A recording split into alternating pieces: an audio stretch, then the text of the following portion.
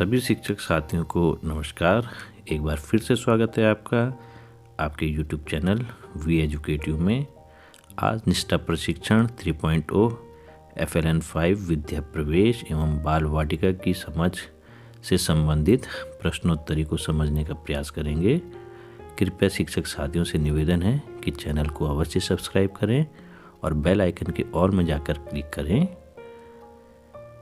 FLN mission का पूर्ण रूप है, तो इसका पूर्ण रूप निपुण भारत मिशन।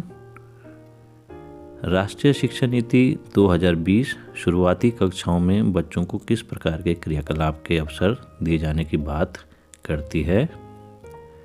सृजनात्मक, जिज्ञासात्मक, आयु एवं विकास के अनुरूप। राष्ट्रीय शिक्षा नीति 2020 के अनुसार शिक्षण के न्यून स्तर से उत्पन्न संकट किन दो पहलुओं को रेखांकित करता है? तो बुनियादी साक्षरता और संख्या ज्ञान। गतिविधि रुचि क्षेत्रों का मुख्य उद्देश्य बच्चों को निम्नलिखित के लिए अवसर प्रदान करना है। तो जो इन चार विकल्पों में जो राइट आंसर हो सकता है, निर्बाध रूप से खेलना, भरपूर खेलना, फ्री प्ले करके खेलना। विद्या प्रवेश एवं बाल वाटिका कार्यक्रम के अंतर्गत गतिविधियों तथा वर्कशीट अथवा सीखने सिखाने से जुड़े अनुभवों का विकास किया जाना चाहिए। तीनों विकासात्मक लक्ष्यों के इर्द गिर्द, इसको आप चुन सकते हैं।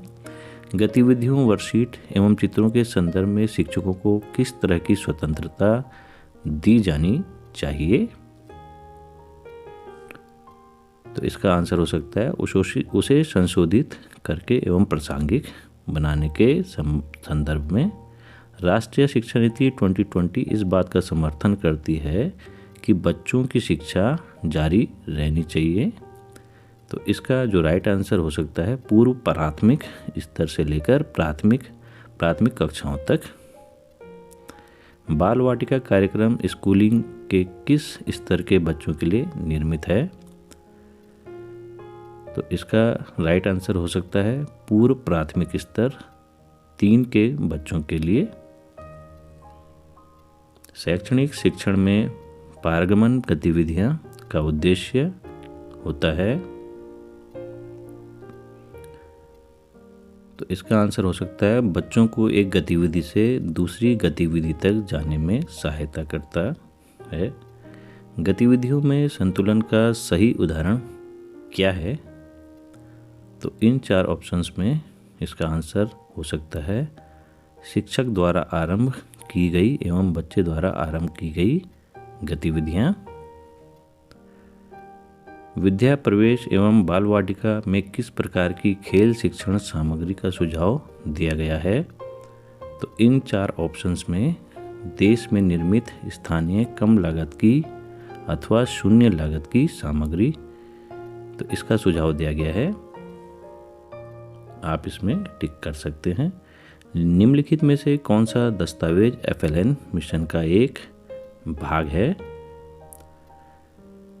तो इसमें इसका जो राइट आंसर हो सकता है विद्या प्रवेश।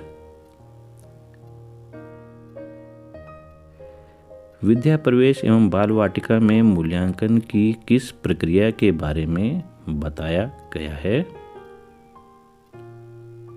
तो नियमित, निरंतर, सतत एवं बहुआयामी, इसके बारे में बताया गया है। कौन सा संघटक भाषा और साक्षरता को उसके पूर्ण रूप में व्यक्त करता है? तो जो इसका राइट आंसर हो सकता है मौखिक पढ़ना एवं लिखना। मुक्त खेल या फ्री प्ले क्या है? तो जो इसका राइट आंसर हो सकता है बच्चे द्वारा की गई गतिविधि जो फ्री प्ले के अंतर्गत आती है। मानव जीवन में किस चरण में मस्तिष्क का विकास तीव्रता से होता है? तो इसका जो आंसर है वो है प्रारंभिक बाल्यावस्था। निम्नलिखित में से कौन सी गतिविधि दी गई साप्ताहिक कार्य योजना के अनुसार दैनिक दिनचर्या गतिविधियों में शामिल है। परस्पर अभिवादन एवं मिलना, सर्किल टाइम और निर्बाध संप्रेषण। FLN मिशन के दिशा निर्देशों में स्तर 3 के दौर पर उल्लिखित दस्तावेज कौन सा है? तो ये बाल वाटिका इसके अंतर्गत आती है। शैक्षणिक शिक्षण में पारगमन गतिविधियों का उद्देश्य होता है बच्चों को एक गतिविधि से दूसरी गतिविधि तक जाने में सहायता करना। विद्या प्रवेश एवं बाल वाटिका में दिए गए सतत मूल्यांकन से शिक्षकों को किस प्रकार सहायता मिलेगी? तो इसका जो राइट आंसर हो सकता है, सीखने सिखाने से जुड़ी रणनीतियों, खेलों की सामग्रियों, गतिविधि के क्षेत्रों आदि को अपनाने एवं उसे सुधारने में। गतिविधियों, वर्कशीट एवं चित्रों के संदर्भ में शिक्षकों को किस तरह की स्वतंत्रता दी जानी चाहिए? तो इसका जो राइट आंसर हो सकता है, उसे संबोधित करने एवं प्रासंगिक बनाने के संदर्भ में। राष्ट्रीय शिक्षा नीति 2020 में स्कूली शिक्षा के किस स्तर चरण में बच्चों के बीच शिक्षण के न्यूनतम स्तर का उल्लेख है? तो यह है प्राथमिक। साप्ताहिक कार्य योजना से क्या तात्पर्य है?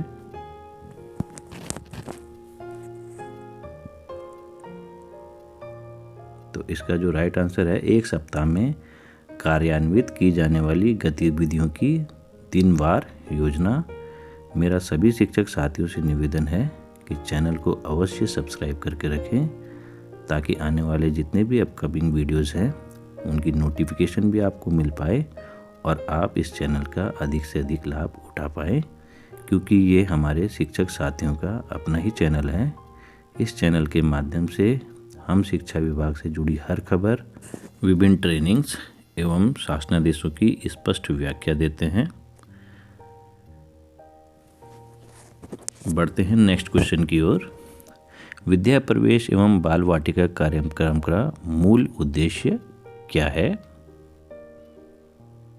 तो इसका आंसर हो सकता है, प्राथमिक कक्षाओं में बच्चों को व्यवधान रहित शिक्षण सुनिश्चित करना। तो ये इसका राइट आंसर हो सकता है। विद्या प्रवेश एवं बाल वाटिका कार्यक्रम के कार्यान्वयन के लिए निर्धारित दैनिक अवधि कितनी होती है? तो प्रतिदिन 4 घंटे का समय इसके लिए निर्धारित किया गया है। ध्वन्यात्मक जागरूकता का सही उदाहरण क्या है?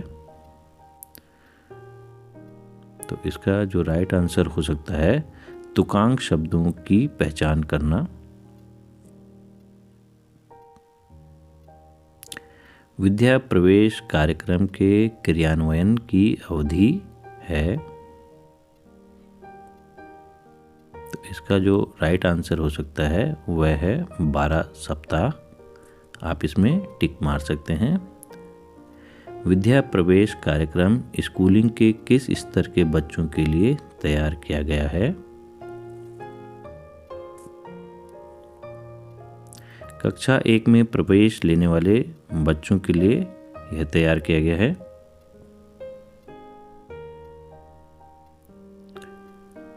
विद्या प्रवेश एवं बाल वाटिका कार्यक्रम केंद्रित है।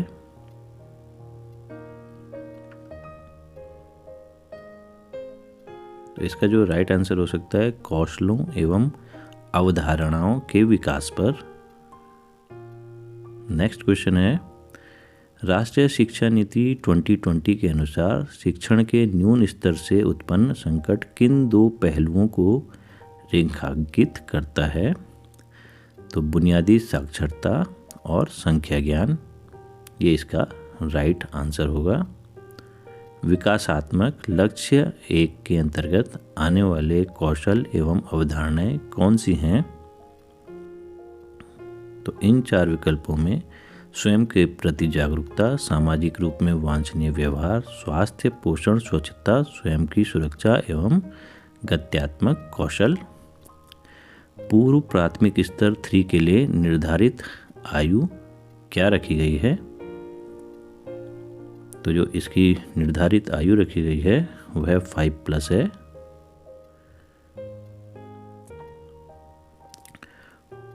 पोर्टफोलियो से क्या तात्पर्य है?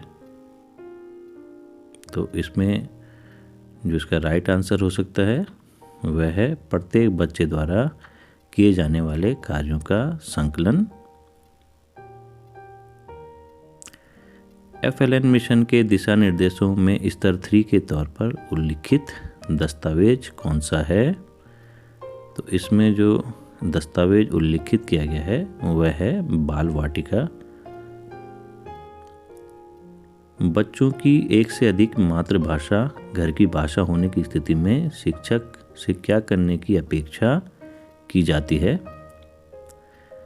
तो छात्रों को कक्षा में अधिक से अधिक भाषाओं को अभिव्यक्ति के माध्यम के रूप में उपयोग किए जाने के स्वतंत्रता देना। विद्या प्रवेश एवं बाल वाटिका कार्यक्रम के अंतर्गत कितने विकासात्मक लक्ष्यों को पूरा समावेश किया गया है? तो इसमें 3 विकासात्मक लक्ष्य रखे गए हैं जिनका समावेशन किया गया है। बच्चों के विकास का मूल्यांकन करने एवं उसका रिकॉर्ड रखने के लिए मूल्यांकन संबंधी कार्य योजना के कितने सत्रों के बारे में सुझाया गया है? तो इसका राइट आंसर 3 है। राष्ट्रीय शिक्षा नीति 2020 शुरुआती कक्षाओं के बच्चों को किस प्रकार के क्रियाकलाप के अवसर दिए जाने की बात करती है?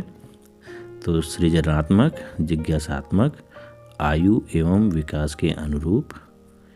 ये इसका राइट चॉइस है। DIY से क्या तात्पर्य है? तो DIY से तात्पर्य डू इट योरसेल्फ अथवा स्वयं करें। ये इसका राइट आंसर होगा। राष्ट्रीय शिक्षा नीति 2020 में स्कूली शिक्षा के किस स्तर पर बच्चों के बीच शिक्षण के न्यूनतम स्तर का उल्लेख किया गया है? ये प्राथमिक स्तर पर किया गया। ये प्रश्न पहले भी आ चुका है। विद्या प्रवेश एवं बाल वाटिका कार्यक्रम के अंतर्गत गतिविधियों तथा वर्कशीट अथवा सीखने सिखाने से जुड़े अनुभव आधारित होने चाहिए। तो ये कौशलों एवं अवधारणाओं पर आधारित होने चाहिए। तो ये इसका राइट आंसर होगा। बच्चों को वर्कशीट कब दी जानी चाहिए? तो जो इसका राइट आंसर हो सकता है जब बच्चे ठोस वस्तुओं या खिलौनों एवं खेल आधारित गतिविधियों का भरपूर आनंद उठा चुके हों। साप्ताहिक कार्य योजना से क्या तात्पर्य है? इसमें जो दिए गए 4 विकल्प हैं उनमें से सही विकल्प हो सकता है 1 सप्ताह में कार्यान्वित की जाने वाली गतिविधियों की दिनवार योजना। विद्या प्रवेश एवं बाल वाटिका में मूल्यांकन की किस प्रक्रिया के बारे में बताया गया है? तो इसका राइट आंसर हो सकता है नियमित, निरंतर, सतत एवं बहुआयामी। विद्या प्रवेश एवं बाल वाटिका में दिए गए सतत मूल्यांकन से शिक्षकों को किस प्रकार सहायता मिलेगी? तो इसका आंसर सीखने सिखाने से जुड़ी रणनीतियों, खेल की सामग्रियों, गतिविधि के क्षेत्रों आदि को अपनाने एवं उसे सुधारने में। ये इसका राइट आंसर हो सकता है। बच्चों को निर्देश किस भाषा में दिए जाने चाहिए? तो इसका जो राइट आंसर हो सकता है कि मातृभाषा अथवा ज़्यादातर बच्चे जिस भाषा विशेष से परिचित हों उसमें बच्चों को निर्देश दिए जा सकते हैं। राष्ट्रीय शिक्षा नीति 2020 में प्री स्कूल 3 के लिए उपयोग की गई पारिभाषिक शब्दावली क्या है? तो इसमें पारिवारिक शब्दावली जो पारिभाषिक है बाल वाटिका, और ये क्वेश्चन भी पहले आ चुका है, तो आप इसको मतलब स्किप कर सकते हैं। तो इस प्रकार से इस प्रश्नोत्तरी के लगभग 40 प्रश्नों का यह समूह है। वीडियो अच्छा लगने पर वीडियो को लाइक करें, शेयर करें और चैनल को सब्सक्राइब करना ना भूलें। धन्यवाद।